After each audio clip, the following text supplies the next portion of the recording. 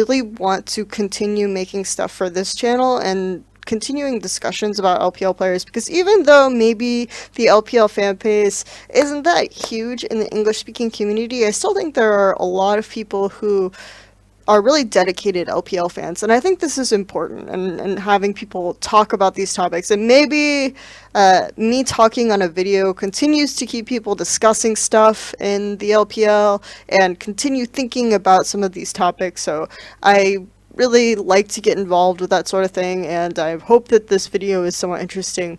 So the topic today that I want to talk about is Clearlove retcons, and I specifically use the word retcon because I used to be really involved in like the Final Fantasy VII community and doing interpretation of Final Fantasy VII game events and talking about the story and the lore in that, and then how all the second generation of content came out and how it kind of retracted a lot of the statements and a lot of the information that was in the old games. And so I feel like this is appropriate because Clearlove has this idea of this mythos around him. So it feels like as more people get interested in Clearlove and his legacy takes on a life of his own, and people start changing some of the story, changing some of the Clearlove myth, so to speak. So this video is about someone who has watched Clearlove for a while and watched a lot of his VODs, and some thoughts on what some of these ideas about Clearlove and some of these comments that I see on threads a lot, and whether or not I agree with them, and some of them that are very clearly kind of added to make him seem more impressive or less impressive than he is. So I know that some Clearlove fans might get annoyed with this video. Some people who aren't Clearlove fans and don't really like Clearlove might get annoyed with this video, but here are my thoughts on a few of the most common phrases that I see when people talk about Clearlove. And this has become a pretty big topic, right? Because whenever big international events start getting closer, people start to say, oh, who are the best players internationally? You know, who are the best junglers? Who are the best, like, who's going to show up at this tournament, just really wreck everyone, just wreck them so hard they don't remember their name, they don't remember where they were born. Yeah, so his name comes up a lot, and there are three questions that people are asking a lot more this year than I think they ever have before. And the first one is, where does Clearlove sit on the list of greatest players of all time? Is he second now? Is it fair to say he's second? A lot of people have been saying he's second. Is Clearlove the greatest jungler of all time? Has he surpassed Dandy from kind of this an untouchable figure? And is Clearlove the greatest Chinese player of all time? These are the main three questions that I'm going to try to talk about at the end of the video and give my interpretation on them, and then you guys can think about it yourself, but I want you to think about them with a few of these comments that I have in mind. The first thing that I see on Reddit a lot that I don't really think is true is that Clearlove has been one of the best junglers in the world since Season 2, and he's one of the best junglers, and he deserves to be considered like the greatest jungler of all time, because since he's really been known in Season 2, he was playing a little bit before that, from Season until now, he's been consistently one of the greatest junglers.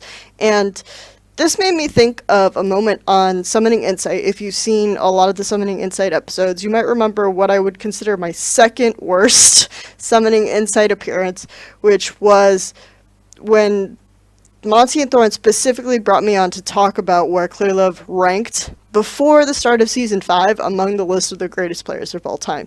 And both of them said that he doesn't deserve to be included on the list, and that they'd rather, when talking about great WE players, include like Wei Xiao and Messiah at the time. And I said that I would rather have Clearlove on the list than Messiah, and they asked me what I meant by this, because I had also been kind of critical of Clearlove as a jungler at the time, and so my response was, I don't think he's a good jungler, but he's a really good player. And this is part of what spawned the whole Kate Upton breasts thing, because it's like you focus on the fact that he's a good team fighter and all these other things, but you ignore other parts. I think that to an extent, Clearlove, earlier on in his career, first he had to figure out where he needed to be on the map at the during good times, and he always wanted to farm up to be this kind of late game, more influential carry style. And I think there are a couple of competing things with this, because Clearlove's always been really great in solo queue, and he's just a monster in solo queue. He has no fear, he goes to lane, he takes kills, he snowballs out of control, whereas I think in Season 2, Season 3, Season 4, he was much more paced jungler, where he would farm a lot. He would kind of leave his lanes to do whatever and hope that his lanes could handle it, and then he would come out in the late game and be this big carry force and this big team fighter, and he could play tanks really well. He could play certain assassins really well. He played like the Zed jungle game where the WE held lanes, and it was similar to some of the stuff KT was doing at the time with Insect. In the end, typically one of the biggest criticisms that I think were pretty valid is that Clearlove just didn't really have a lot of lane presence. He really didn't, and he didn't necessarily compensate for not having lane presence. And there was a valid point to be made, especially about his play in Season 4, which is that Clearlove a lot of times would be on the right side of the map, right? He would be in position where he knew his lane would be threatened, where he knew the enemy jungler was, but he wouldn't necessarily react in a proactive way. So it didn't really necessarily matter that he wasn't in the wrong place or that he knew where the enemy jungler was going to be, because he didn't do anything about it. And maybe he did. Maybe in comms he would say, oh, by the way, dude, this guy is going to gank top. I'm here if you need me. And the guy would just get ganked top and not say anything to Clearlove, or he wouldn't react when Clearlove told him this. Maybe it was a communication issue, but it just seemed to happen a lot. And it was, again, like I said, a consistency thing, because if you saw Clearlove in playoffs, especially in 2014 season, he was just crazy, right? He would gank bottom really proactively. He would go into the enemy jungle and kill the jungler. He just turned into this different player, and I think part of it, at the time I tried to explain it because it happened in playoffs as him kind of taking it easy during regular season and then ramping up in playoffs. I don't think this was actually true at the time, but also, like I said, he's this crazy solo queue player, and it was just a matter of him finding an ability, I think, to consistently tap into this style of play in more professional games. And I think when you watch him in 2015, 2016, you see that Clearlove a lot more. And Chinese fans refer to this as like dark Clearlove and light Clearlove, right? Very famously, where he has this game where he just goes off and he seems evil and possessed, and then light Clearlove kind of just farms and comes out in team fights in the late game. But he always, within the parameters of light Clearlove, was like very consistent, very respectable as a late game team fighter, as someone who knew where to be, as someone who could help his team turn games around if they fell behind early. But if they fell behind early, it was usually because he didn't necessarily have the same pressure as the enemy jungler, etc., etc.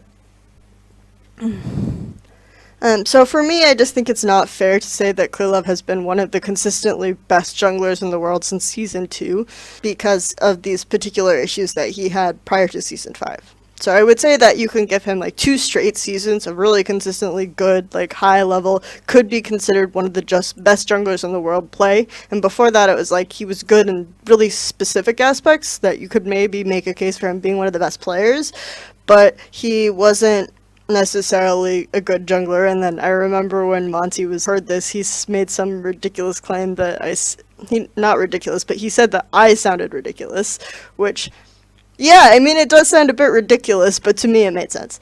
So the next one that I want to talk about is the idea that Clearlove has always been kind of the leader or shot caller of the team, which, first of all, in Team WE, this is not true.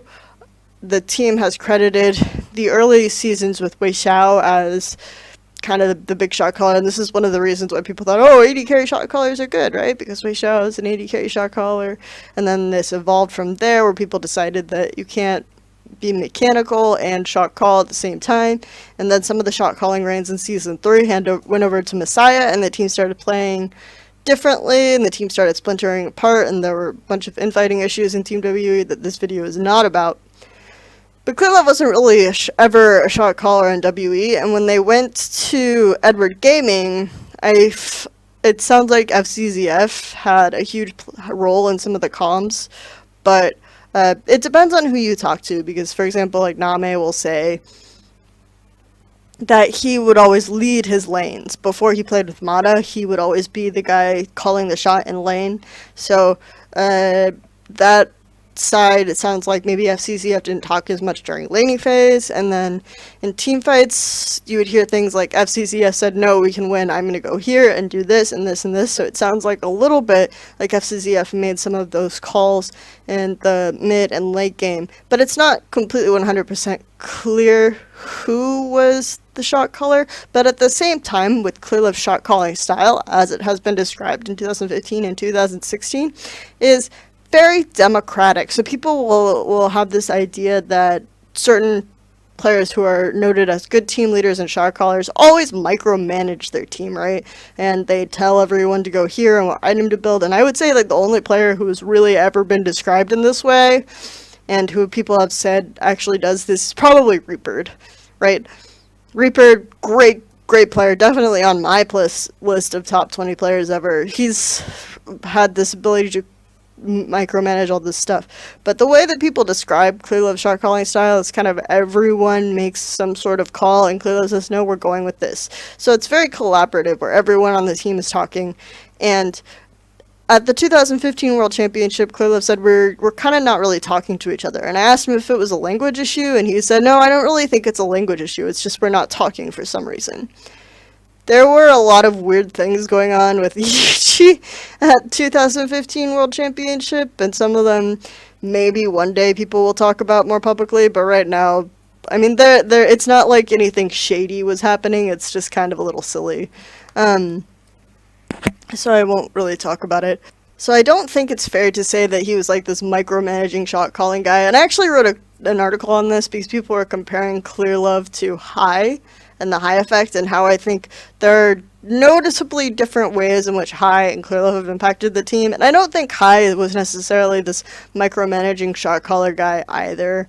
So it's really unfair to say that Clearlove is this kind of leader, this kind of commanding figure. But I don't think that means he's a bad shot caller or a bad team leader. It just means that he doesn't necessarily have the game impact that people have credited him for in his own calls or in the way that he talks about the game. And it's not like he's explaining to his teammates how to play during the game. I don't think anyone shot calls like this right now anyway, because a lot of people believe that it's very important that players know how to make their own decisions in games so that we're not reliant on some guy telling you what to do before an action occurs and then not being able to react to it. My third favorite Clearlove retcon, this actually might be my favorite Clearlove retcon, is Clearlove always chokes at international events.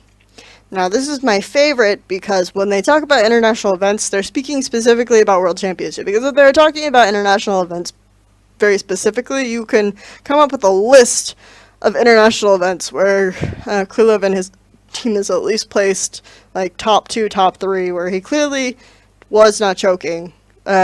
He clearly was not joking. For example, Mid-Season Invitational, IPL 5. But let's talk about the Worlds, because maybe Clearlove has this weird, very specific thing where he goes to World Championships and he's like, this is my dream and I'm going to choke really hard. And I don't think that this is reasonable to say, because in every single situation where it's Clearlove has performed poorly at a World Championship or where his team has stopped at quarters, there are reasons why this has happened, and I'm not saying in an excuses type way, but in a way that reflects Clearlove's playstyle and owns specific issues and problems with his playstyle. So let's start specifically with the Season 2 World Championship. Did Clearlove choke at Worlds? Well, he ended in the quarterfinals, so we have that. He was facing a team that most people considered very good at the time, which was the Froskurrin team, CLG EU, and this is like the most famous technical delay in Riot Games League of Legends tournament history, where they had this 11-hour pause and everyone was talking all the time and the matches had to be rescheduled, and it ended 2-1, and a lot of Chinese fans are very adamant about this being a situation where W was robbed. But if you watch them at the time, they had very specific like blitzcrank type strategy that they really relied on, and part of the reason for this was they had literally been a team for maybe like a month and a half since both Clearlove and SCZF had joined them. Their last international tournament was that OGN, right? And they changed a couple players since then, and they'd only really been together with that roster for a month. So I don't think it's reasonable to say that WE should have won that tournament. WE had more strategies. WE were robbed. I think you could make that argument with the technical issues. But at the same time, you look at this tournament and it's kind of like, I mean, it doesn't look like Clearlove specifically choked there. There were certain team reasons why this didn't work, and if you look at his individual play, it's not like he performed worse or in some bad way than he had during the regular season in Season 2 or in the previous games that he'd been playing. So I don't think it's reasonable to say Clearlove choked at Season 2 Worlds. So that leaves 2 more tournaments. Did he choke in Season 4 and Season 5 World Championship? And these are more relevant because it's with the Edward Gaming team, and it's much more recent. Maybe this is something that he's developed. Season 4 World Championship, there were again extenuating circumstances, and I'm not going to blame them a lot because we're not talking about Edward Gaming specifically, we're talking about Clearlove's play specifically, but the Name was ill thing, I think, had a big impact on the team. The fact that they were actually scrimming some with Fire Lolly as the AD carry can really affect or change the team dynamic. I think in general, if you watch some of the videos about this team while they were there, they were really down because they were losing a lot more scrims than they thought they would, and so this mentally impacted them. There were a couple of games where I think Clearlove played really well, and a couple of games that he played really poorly in, like the Eve game in the third game against Starhorn Royal Club in quarterfinals, where he locks in LPLen and he basically brute force carries the game. He just like kills everyone. He's really, really proactive. He plays extremely well. He gets the bot lane first. All these other things that I think you can't really say Clearlove in general choked at this international event. It's just not reasonable to say based on that. Again, because the other games where, specifically, like if we talk about the first game they played against Samsung White, where he literally buys a Sightstone, and this was considered really weird that a jungler would buy a Sightstone at the time, but if you think about how much Samsung White warded and how proactive they were with warding, it made sense, I think, to have Clearlove do some extra warding, and he literally just spent the game warding. I don't think he farmed, I don't think he ganked, I don't think he had any kind of lane pressure. He just farmed, he just warded everything, and EDG still almost had like some good teamfight comebacks, and this isn't necessarily contrary to what we'd seen from Clearlove during the regular season, because as I said, there were some games where he just wouldn't show up in Season 4, and there were games at this tournament where he just didn't show up in Season 4. And I think that there were games in this tournament where he went crazy. And there were games in Season 4 where he went crazy. So it's really not, like, you can't say this game was, you can't say someone is choking if this person plays like they do their entire year leading up to it. I don't think it's reasonable to say that he choked in Season 4. So that leaves one international tournament left, okay, that I haven't addressed, the 2015 World Championship most recently. This isn't something where you can say, oh, EDG just don't get past quarterfinals because they have weird internal drama every time for some reason. No, I don't think, that's not even something I'm arguing. It's just something that people will bring up when you talk about it. But when you watch the specific problems Clearlove had at the Season 5 World Championship, it had a lot to do with the meta change and the fact that Clearlove didn't react to the meta change. So when you watch Clearlove play, even now, he's really, really good at ganking bottom lane. He's really, really good at getting to the bottom lane, going through the lane to gank, and he does this particular pass over and over and over again. It's like not the definition of insanity, but the definition of perfecting a technique where you just do something over and over and over, this gank.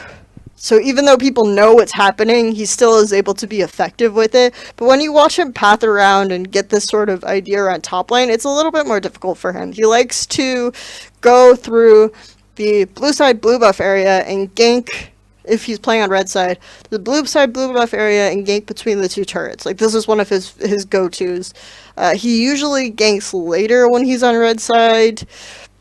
It just, for some reason for him, the top lane isn't something he's as practiced ganking. And I think if you think about Clearlove as a player in particular, he's a player that took years, as we already discussed in kind of the first point, to get to this point where he could really tap into the type of player that can come out and just be really consistent with at his peak, like who can hit his peak level really well. So if he's a player who's been really practiced at ganking the bottom lane his entire career, he's had these crazy AD carries. He's had Wei Xiao, he's had Deft, he's had Name, all players who have been considered the best AD carry player in the world at the time in which they were on a team with him. It's like his top laners have had nowhere near the acclaim. Like the best rated one was probably Korra 1, and there were some like fringe Sao Mei fans, but Sao Mei, Korra 1, now he has Mouse, Amazing J. These are all players that people don't necessarily rank as highly, so part of that is probably that he just left them on an island to die repeatedly, right? Part of it is also that they're prioritizing the bottom lane a lot, so he's used to ganking bottom a lot. So as a player who took a while to get to the point where he is the player that he is, being able to necessarily path around top and play with a carry top laner is going to be something that isn't natural to him, or that's something that he can adapt to right away. And I think that's reasonable to say as a criticism of Clearlove. Doesn't mean he chokes at Worlds, because if you watch his pathing, it's just really awkward trying to play around Korra 1. He came to the lane at like level 5 when Korra 1 was Fiora. What are you supposed to do ganking a level 5 Fiora? She does really well at level 6. You need to get there at level 6, and there were just a lot of weird issues in general that seemed like there were communication issues, that seemed like he didn't really have the right synergy with Korra 1 for those games. I think the fact that they tried these new strategies very suddenly also threw them off. But do I think that this is something that you can look at and say necessarily this is a choking moment? No. No, I don't think you can look at that moment and say this is a choking moment. So I've looked at some of the biggest, what I consider Clearlove retcons, right? First of all, I don't think he's the best jungler in the world since one of the best junglers in the world since season 2. I don't think that's fair to say. I think most of the times you would consider a bunch of other junglers before you consider him. I think he only really made it on the list in season 5. Clearlove has always been like this leader and shot caller. I don't think that that's true. And his shot calling style isn't this didactic kind of take no prisoners. Don't get me wrong, I think Clearlove is a very strict team captain in his own way, because a lot of people will say that if he's on your team, he will just tell you to practice. He will make you practice and be like, let's play. And he's very single-minded about this, and if you ask him kind of what happened, he's like, you haven't seen the real EDG. I will show you the real EDG.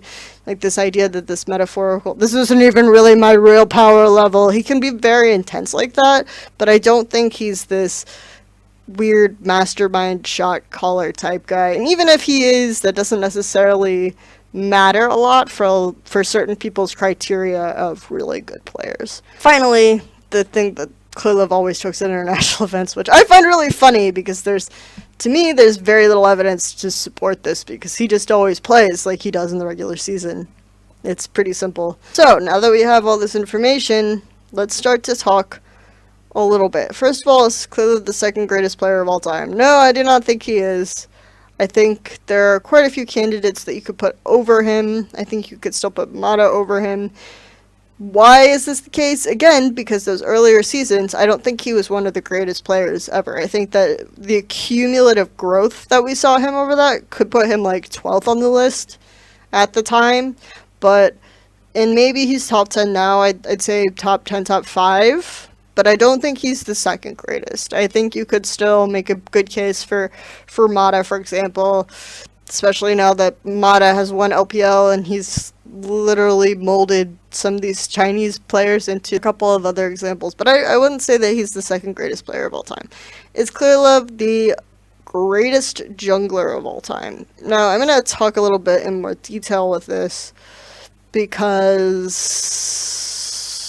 I think he's really close at this point.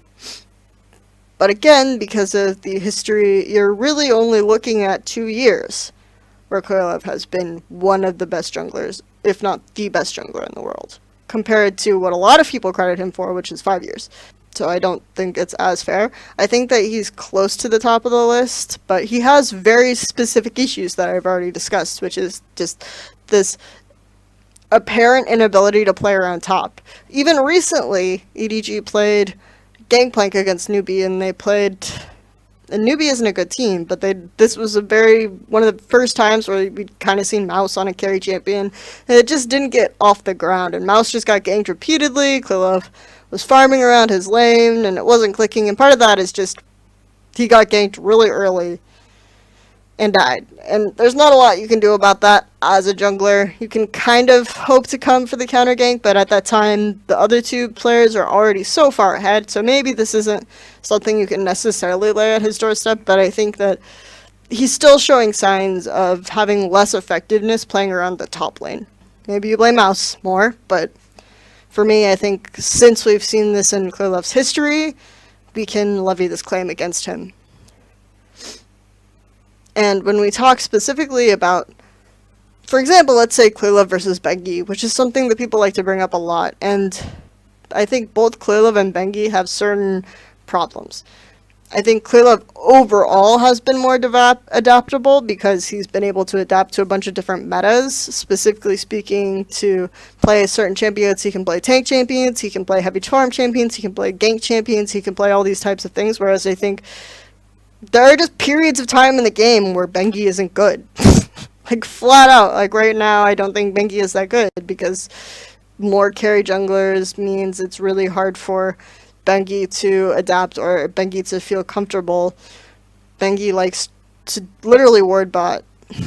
And I think Bengi is good, and at the 2015 World Championship at the end of the year, when people said, who do you give Best Jungler of the Year to? Well, Bengi was able to adapt his pathing really well, which is something Clearlove struggles with a little bit, I think, but not his champion pool. So at the time, at the 2015 World Championship, this was something that was very relevant. So I think for the 2015 Worlds, you have to give the best performing jungler to Bengi. Overall throughout the year, maybe not, but because he was able to tap into the skill that was relevant for the tournament, or the adaptation that was relevant for the tournament. If the tournament had very suddenly shifted towards 80 only junglers, I think Bengi would have been screwed, and Clearlove would have done much better. But at the time, that was the adaptation that was necessary, so you have to give the 2015 World's Best Jungler to Bengi. And I think that this criticism is something that we'll probably be able to level against him for a while, and maybe in a couple of years Clearlove will surprise us all again, and he'll just be this very versatile jungler who can take gank top or bottom and mid, and maybe he'll play with a carry top at one point, and he'll have to learn the skill, and this will be the thing he does.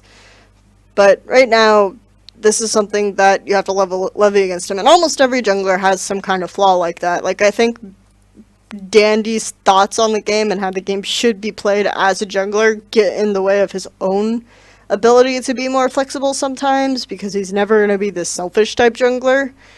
I think he's also never going to be this jungler who doesn't think about his own matchup against the enemy jungler very well as something that's very important, though he's really good at that right now. But I think right now you have to say the greatest jungler of all time was Dandy. Because, as I already very recently argued in an article, I think Dandy has been good. Dandy has just been good for most of the time. Since Season 3, Season 4, Season 5, even now in Season 6. And even though his team right now isn't doing that well, not because all the players are garbage and unredeemable, but because they're really bad at facilitating a style and always winning the lanes that need to be done to create this jungle carry style.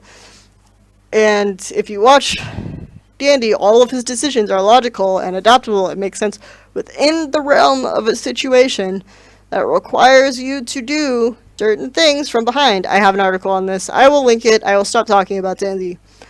But I think that Dandy still has to be considered the greatest jungler of all time. Is Clearlove the greatest Chinese player of all time? As soon as I say this, people will call me ridiculously biased, but I think it's still Wei Xiao. I think it's still Wei Xiao. I think that more and more it's becoming harder to say it's Wei Xiao, but the point is that when Wei Xiao was at his peak, you could not have these discussions. Like, I think it's Dandy, or I think it's Clearlove, I think it's Dandy, you could not have these discussions. It was just Wei Xiao. Wei Xiao was just the greatest player. He was, in Season 2. Like, before Faker showed up, Wei Xiao was, like, the shit. He was the god. And he showed new ways to play this champion that no one had ever seen before. He could play ridiculously risky without getting in trouble. He could afford to extend the laning phase because he could just control it like this. And SECF isn't necessarily the best laning support, right? He's actually fairly reactive and fairly defensive as a support. But Wei Xiao would just kill people. He would do the triple kills. He would be crazy all around the map. Even people argue the same thing about Wei Xiao that they argue about Dandy, and because when his team wasn't doing well and didn't seem to have synergy in Season 3, he was bad. But there are still some of my favorite AD carry play games of all time are from Season 3 WE games. Like, one that I watch a lot is PE versus WE, the only game in the regular season in Season 3, the PE won, which because it was like Name's Twitch versus Wei Xiao's Ezreal, and it was just so good from them, like, as a back and forth. And I think Wei Xiao still finished the game with some stupid score like 10-1 and 9, even though they lost. It's just, for me, it's really hard to get past that. And I think that probably if EDG make it to Worlds again, and they place at least quarters again, you can probably start to say that Clearlove is the greatest Chinese player. But it's just, I can't get past the thing, like, how impressive Wei Xiao was. And maybe that means my glasses were rose-colored and all those other things. And then Wei Xiao was still good in Season 4 too, I think. There were a lot of issues with his shot calling and the fact that the meta switched to the 2v2, and he maintained that he had to go top and freeze top and farm, and they would lose dragons and fall behind. And you could see the shift in the standings where one of the best teams in China, the third best team in China flipped, or the fourth best team in China flipped from WE to LGD very quickly. And at a time, WE were actually the third best team, and because it again switched more to bot lane 2v2s, UZI and Star Honor Club whoop, up in the standings really quickly. So for me, all of this evidence, it's still really hard for me to say Clearlove is better than Wei Xiao. I can't let it go. I can't. It's really telling that they were on the same team together, and it was one of the greatest teams in the world. And Clearlove has actually said that Xiao is the one player that he admires, because at the time when they were together, they would just like constantly push each other and butt heads to get better. And they have a really interesting relationship that maybe one day I'll write about. But that's about it. Anyway, hope you liked the video. And that's all. He's second now. Is it fair to say he's second? A lot of people have been saying he's second. Is Clearlove the greatest jungler of all time? Has he surpassed Dandy from kind of the an untouchable figure? And is Clearlove the greatest Chinese player of all time? These are the main 3 questions that I'm going to try to talk about at the end of the video and give my interpretation on them, and then you guys can think about it yourself, but I want you to think about them with a few of these comments that I have in mind.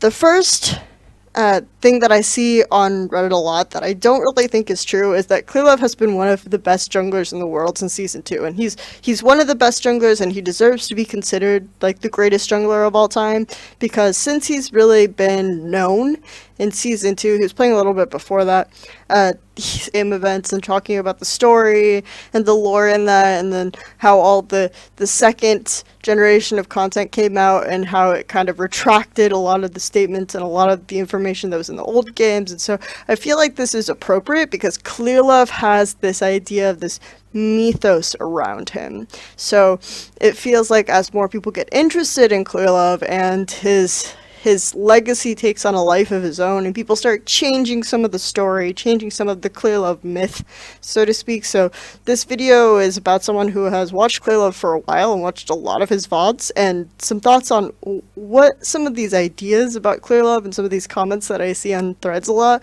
and whether or not I agree with them, and some of them that are very clearly kind of added to make him seem more impressive. From season until now, he's been consistently one of the greatest junglers, and this made me think of a moment on Summoning Insight. If you've seen a lot of the Summoning Insight episodes, you might remember what I would consider my second worst Summoning Insight appearance, which was when Monty and Thorne specifically brought me on to talk about where Clearlove ranked before the start of Season 5 among the list of the greatest players of all time. And both of them said that he doesn't deserve to be included on the list, and that they'd rather, when talking about great WE players, include like Xiao and Messiah at the time. And I said that I would rather have Clearlove on the list than Messiah, and they asked me what I meant by this, because I had also been kind of critical of Clearlove as a jungler at the time, and really want to continue making stuff for this channel and continuing discussions about LPL players, because even though maybe the LPL fan base isn't that huge in the English speaking community, I still think there are a lot of people who are really dedicated LPL fans, and I think this is important, and having people talk about these topics, and maybe me talking on a video continues to keep people discussing stuff in the LPL and continue thinking about some of these topics. So I really like to get involved with that sort of thing, and I hope that this video is somewhat interesting. So the topic today that I want to talk about is Clearlove retcons, and I specifically use the word retcon because I used to be really involved in like the Final Fantasy VII community and doing interpretation of Final Fantasy VII games, or less impressive than he is. So I know that some Clearlove fans might get annoyed with this video. Some people who aren't Clearlove fans and don't really like Clearlove might get annoyed with this video, but here are my thoughts on a few of the most common phrases that I see when people talk about Clearlove. And this has become a pretty big topic, right? Because whenever big international events start getting closer, people start to say, oh, who are the best players internationally? You know, who are the best junglers? Who are the best, like, who's going to show up at this tournament? Just really wreck everyone. Just wreck them so hard they don't remember their name. They don't remember where they were born. Yeah. So his name comes up a lot. And there are three questions that people are asking a lot more this year than I think they ever have before. And the first one is, where does Clearlove sit on the list of greatest players of all time? Is he